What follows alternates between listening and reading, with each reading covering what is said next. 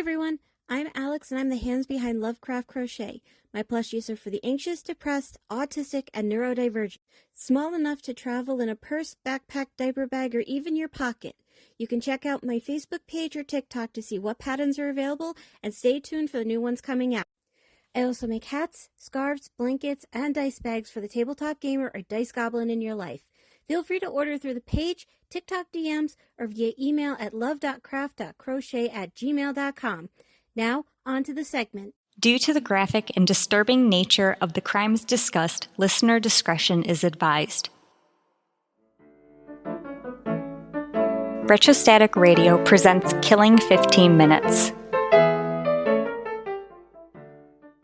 Hello and welcome to Killing 15 Minutes, where you get your true crime fix in 15 minutes or less, or your podcast is free.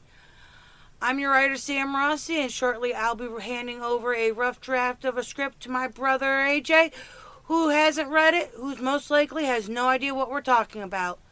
This should be fun. Good luck, bro. Thanks, Sam. Edmund Kemper is a serial killer in California during the heyday of the 70s. The golden age of serial killers. Yep. Born in the middle of 3 children on December 18, 1948, he showed antisocial behavior such as cruelty to animals.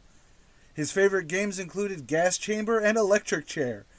Basically, he would have his younger sister tie him up and throw the switch, causing him to pretend to be electrocuted. That's poor because my older sister also liked playing that, but it was real electricity. I never electrocuted you. On purpose. Right? Oh, come on, Pugsley. It was the 90s. His parents divorced in 1961 when he was 13, forced to live with his abusive mother in Helena, Montana. At 14, he ran away to Van Nuys, California, to be with his father. Kemper's father remarried and had a stepson. Kemper stayed a short time before being shipped off to his paternal grandparents in the foothills of the Sierra Nevada mountains? Mountains. Are they mountains? They're mountains. Okay. They're part of the Rockies. Really? Yeah. I would have... Okay, I can see that. It's kind of like the Adirondacks are part of the Appalachians. That's fair. On August 27th, 1964, at 15, Kemper and his grandmother had an argument. Enraged, he went to get his rifle, stormed into the kitchen, and shot her twice in the head. When his grandfather returned home, Kemper left the house and shot him dead in the driveway. Unsure what to do next, he called his mother. She told him to call the police, which he did. After his arrest, Kemper said he wanted to see what it was like to kill Grandma, and testified that he killed his grandfather so he wouldn't have to find out his wife was dead, because he would be angry with Kemper for what he had done. I mean... Fair. Fair. I mean, at least he's got a justification. It wasn't, I wanted to see his head explode too. Yeah. Psychiatrist Donald Lundy, who interviewed Kemper in adulthood, wrote, "In his way, he had avenged the rejection of both his father and his mother. Kemper's crimes were deemed incomprehensible for a 15-year-old to commit, and court psychiatrists diagnosed him with paranoid schizophrenia. He was sent to Atascadero State Hospital," I probably mispronounced that, "a maximum security facility in San Luis Obispo County?" Yes. At Atascadero, California Youth Authority psychiatrists and social workers disagreed with court shrinks. Their observations showed he was intelligent and introspective. He had endeared himself to the shrinks by being a model prisoner. On December 18, 1969, at the age of 21, Kemper was paroled into the care of his mother, which was against the shrink's recommendations. Not that he shouldn't have been paroled, but that he should not be with his mother, as they definitely told that she was a trigger for him. His mother worked as an administrative assistant at University of California, Santa Cruz. He demonstrated he was rehabilitated and had his juvenile record expunged on November 29, 1972. While staying with his mother, he attended community college as part of his parole. He had hoped that he could be a police officer, and was denied due to his height. However, it wasn't that he was short. He was 6'9" at the time of his release. Big Ed, as he was called, became a friendly nuisance to off-duty Santa Cruz officers at the Jury Room, a local bar. Kemper worked menial jobs before being hired at the California Division of Highways. During this time, his relationship with his mother was toxic and hostile. Neighbors often overheard the majority of the arguments. He saved money and moved to Alameda with a friend. However, his mother called all the time and popped up for surprise visits. Due to financial issues, he would have to move back in with his mother off and on. I'll be right back, Sam. While working for the highway department, Kemper was in a motor vehicle versus motorcycle. Is this supposed to be an accident? Yes, that's what the word accident should be in this statement? Yes. It's a weird fucking thing to just go to your bookie and be like, yo, give me the over-under on car versus motorbike. While working for the highway department, Kemper was in a motor vehicle versus motorcycle accident, him being on a bike. His arm was badly injured, and he received $15,000 at the time, which is like a little under $100,000 now, in a civil suit from the accident. With that, he bought a 1969 Ford Galaxy and noticed a number of women hitchhiking. So he started storing bags, knives, blankets, and handcuffs in the car. Well, at least he had a plan. He first picked up young women hitchhiking and then let them go. He stated he picked up around 150 before he had homicidal sexual urges. Between May 1972 and April of 1973, Kemper killed 8 women. On May 7th, 1972, he picked up Marianne Pesci and Anita Lucchesa, with the pretense of taking them to Stanford. That would be Stanford University. He drove them to a secluded area near Alameda. He handcuffed Pesci and locked Lucchesa in the trunk before stabbing and strangling Pesci. He then repeated that action with Lucchesa. Placing both bodies into the trunk, he headed to his apartment. He was pulled over by a cop for having a broken taillight, but was let go. Kemper's roommate was not home, so he was free to photograph the bodies and did some necrophilia on them before dismembering them. He bagged up the body parts and abandoned them near Loma Prieta Mountain. He disposed of their heads in a ravine after engaging in some sick shit. Irumashio? Yeah. Is that he had sex with their neck hole? No. Is it just fellatio, but the head's dead? Yes. Okay. In August, Pesci's skull was found on where it was thrown. No other remains were found. On the evening of September 14, 1972, Kemper picked up 15-year-old Aiko Ku, who had missed her bus. He drove her to a secluded area before pulling a gun on her. Somehow, he locked himself out of the car. Ku let him back in, even though the gun was in the car. To quote my sister's next sentence, verbatim, I don't know, bro. He choked her, raped her, and then killed her. He put her body in the trunk and drove to a bar. After a few beers, he took the body home to do, well, some more sick shit, and then dismember her. I don't like that sick shit does not include dismembering. I'm sorry.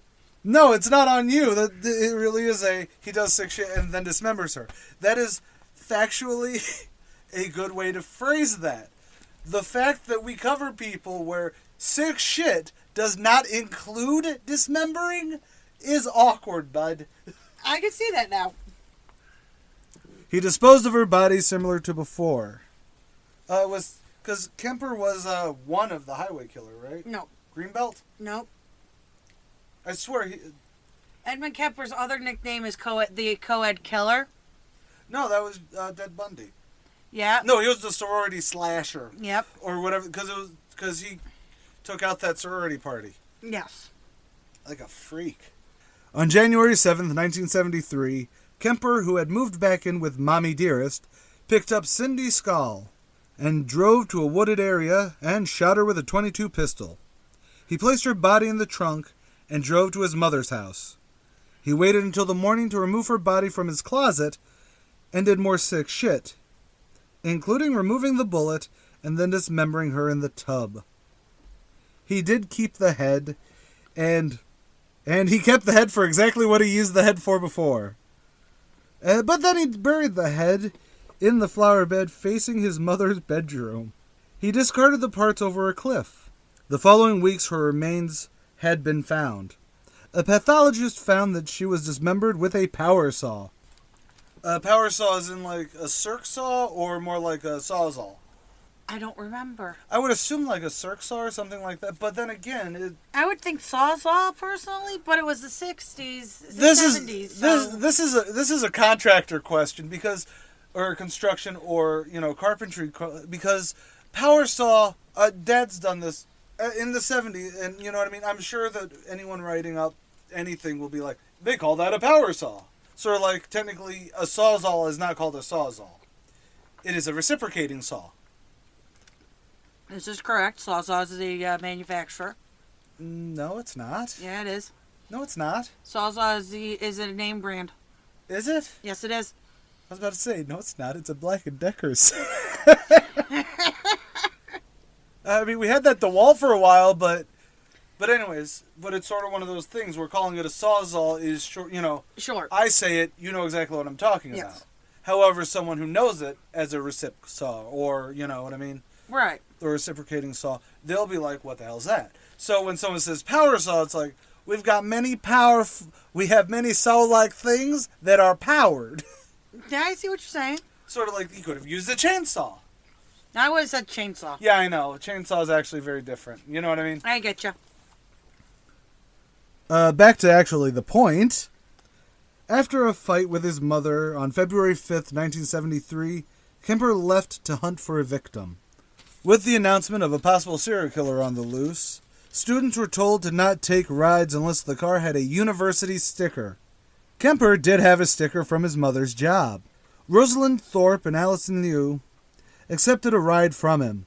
He would shoot Thorpe first, and then Liu, and then wrap the bodies in a blanket. He drove back to his mother's house and beheaded the corpses in his car before taking the headless bodies to his room. More sick shit occurred.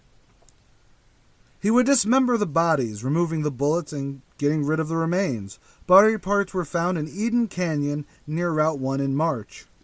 On April 20th, 1973, Kemper was awoken by his mother coming home. He told her good night after a brief interaction. He waited until she was asleep before bludgeoning her with a claw hammer and slit her throat with a penknife. He beheaded her and, quote-unquote, humiliated her corpse. After screaming at his mother's head for an hour, he smashed her face in. You know what? That's actually probably the most understandable of his kills. And I don't mean that, please do not kill your mothers. But, you know what I mean? His mother was the source of a lot of... It seems like his mother was the source of a lot of his issues. His triggers. Not necessarily his issues. His issues are probably very mental health related, but she's one of the reasons that it could never get better. Yes. So the fact that he had to kill, 8, 9 women beforehand is actually quite interesting. I'll give you that. And then, I think more serial killers who do kill their parents do need to take an hour or two to yell at the person that they killed. I think that's catharsis, and it could help the soul. Help the soul. Please do not kill your parents, kids. He cut out her tongue and larynx to put them down the garbage disposal. Why? Why are you questioning the crazy person? Because they're crazy. Makes sense. However, it spit it back out. To quote, "That seemed appropriate, as much as she bitched and screamed and yelled at me over so many years." End quote. Kemper did later say. After hiding the body in a closet, he went to a bar. When he came back, he called his mother's best friend, Sally Haylett, over for dinner and a movie. He then strangled her, hid her body in another closet, obscured any outward signs of a disturbance, and then left a note that read, approximately 5:15 a.m. Saturday. No need for her to suffer any more at the hands of this horrible, murderous butcher. It was quick, asleep, the way I wanted it. Not sloppy and incomplete, gents. Just a lack of time. I got better things to do. And then 3 exclamation points. 'Cause he's a pick-me girl. Afterwards, he fled the scene. Taking caffeine pills, he drove nonstop to Pueblo, Colorado. He had 3 guns, hundreds of rounds, and believed he was in an active manhunt. After not hearing anything about the murders, he phoned police, who did not believe him and told him to call back later. Hours later, he called back to speak with an officer he knew. Kemper confessed and then waited for his capture. Upon his arrest, he confessed to the 6 COEDs being murdered. Kemper was indicted on 8 charges of first-degree murder on May 7, 1973. He was assigned to public defender Jim Jackson. Due to his detailed confession, his only option was not guilty. Sorry, the sentence continues on the next page. Because I'm like, due to his very detailed confession, he could only claim being not guilty. By reason of insanity. By reason of insanity really changes that statement to being, are you fucking serious? To, oh, okay. Kemper tried to commit suicide twice while in custody. His trial started October 23, 1973. 3 court-appointed shrinks found him to be legally sane. Kemper also at the time would claim that he did eat the flesh of his victims. However, he later took that back. California used the Manhattan Standard, which held that for a defendant to establish an offense on the grounds of insanity, it must be clearly proven that at the time that he was committing the acts, that the party accused was laboring under such a defect of reason from disease of the mind, and not to know the nature and quality of the acts that he was doing, or if he did know, that he did not know that he was doing was wrong. Essentially, it's a crazy person doesn't know they're crazy. Basically, the other part of that is that it's a British standard. Okay. It is because McNaughton actually shot a member of Parliament. I think it was the secretary, but he wore the same coat. Okay. Right in front of a cop. Okay. So, are you crazy? You know, would you do that? Like, would somebody do the same act in front of an officer? Right. Probably not. Right. However, and that's actually an interesting standard to talk about. We don't have to talk about it now. This is already 20 some odd. This is like 30 minutes. But it is actually interesting because a lot of people do that. Oh, they're doing it by, they're going to try and get... It's why a lot of people want the, hey, I did a crime. So we want to do insanity. Right. Well, but you had, but it is clearly a premeditated crime. Sort of thing. Like, he had knives, guns, handcuffs, bags, and shit in his car. Yeah, he was planning this shit. This was a plan. Now then it turns into, yeah, but is that a sane person thinking those things? Right. It's not like, the Russian, the one dude who, tried to kill his entire town because they knew that he buggered a goat. Yes, that would be, Ernest Wagner. He has an air jet. By the time this comes out, he's aired. He's aired, yes. But, you know what I mean? That is, you could see an insanity to it. Like, there is an insanity. There's a little bit of insane motive leading up to... Because you could see that he had a mental, there was definitely anxiety issue. Like, he was actually... Whereas Kemper seemed to have a lot of rage issues. Or not. Kemper was so smart. Actually, finish this thing and we'll discuss more. Okay. And then what they were doing was wrong. Kemper appeared to have known that the nature of his acts were wrong and did show signs of malice and afterthought. I'm assuming it was the necrophilia after that made it go, well, you seem to also... It wasn't a heat of the moment. It wasn't a, I was insane at this moment. It was and now it's time to screw the corpse. Yeah. On November 1st, he took the stand. He confessed to the murders but claimed 2 beings inhabited his body, and when the killer took over, it was like blacking out. On November 8th, 1973, the jury came back after 5 hours of deliberation, finding him sane and guilty on all counts. He asked for the death penalty, but California no longer offered that. Man, don't you just hate when they take stuff off the menu? I know. He received 7 years to life for each count concurrently. He was sent to the California Medical Facility in Vacaville? Sure. Vacaville. Looks good to me. Hey, remember how he was originally diagnosed with paranoid schizophrenia and they changed it in hospital? Now he's being antisocial, narcissistic, and schizotypical, a type A personality disorder. Neat. He was a model prisoner with many jobs like secretary and recording audiobooks for the hearing impaired. Neat. His first eligibility for parole was in 1979, and he has been denied each time. Oh, hey, he'll be eligible again this year. Yes, in 2024. Neat. Eddie over here, he was so intelligent he was able to con the psychologist because you got to think, he got his parole and his juvenile... yeah, he got that expunged. While still killing. Oh, shit. Did he? I thought he stopped after, like, a couple... Oh, no, because it was... He turned 21 and then went to being the highway... Really, the COED killer? One of the COED killers, yes. But he dumped his body. Well, no, he only dumped him on the highway a couple times. That's why I thought he was. Who am I thinking of then? I don't know, but he was in. He was also in the same hospital as Herbert Mullins. I believe you brought that up in our Herbert Mullins. Yes, I did. He called him Herbie. So what you're saying is Eddie and Herbie. There's a failed Herbie. There is a failed 90s sitcom pilot there for you.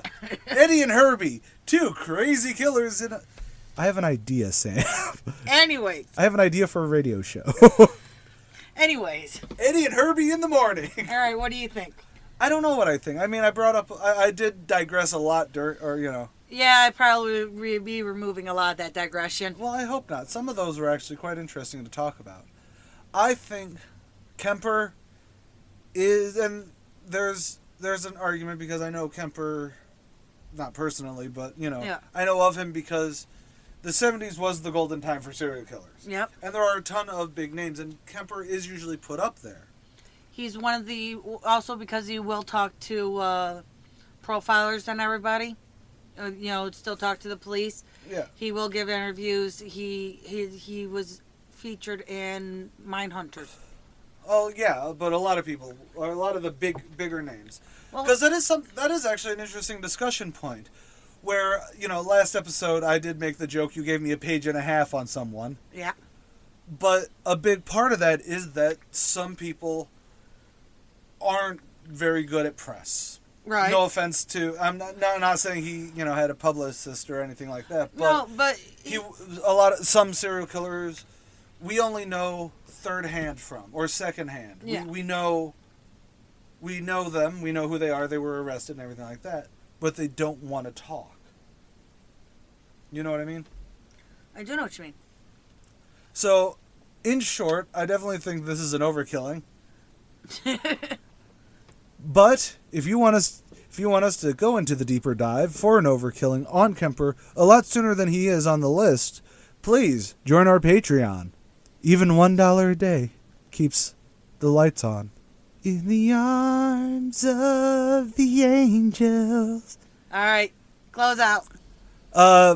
Please like us on Facebook, follow us on Twitter, do all the social stuff, because Sammy is very, very active on Facebook, and our Facebook is actually blowing up right now, and I love it.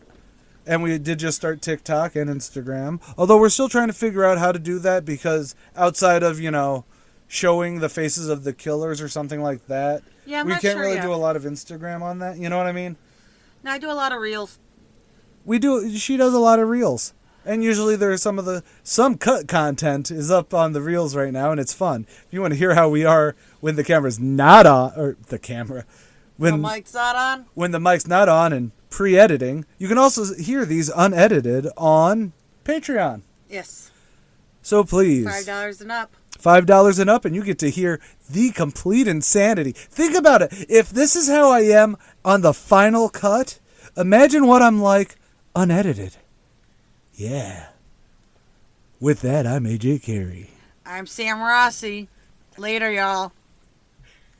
Killing 15 Minutes is hosted by Arthur Carey, with scripts written and researched by Sam Rossi. If you like this episode or want to stay updated on this series, consider following Killing 15 Minutes on Patreon or Retrostatic Radio on all major social media platforms. Good night, and God bless. You're watching Retrostatic Radio. Wheel of Random is turn, turn, turn. Tell us the 15 minutes we shall learn. I'm Sam Rossi, writer and co-host of Randomly 15 Minutes, where the Wheel of Randomness gives me the topic and I write about it. I'm Megan Klodnicki, and I'm the host of Randomly 15 Minutes. I cold read what Sam writes and learn in real time about a random topic. You can find us on all major podcast platforms and YouTube. Follow us on Facebook at Randomly 15 Minutes to get more random facts.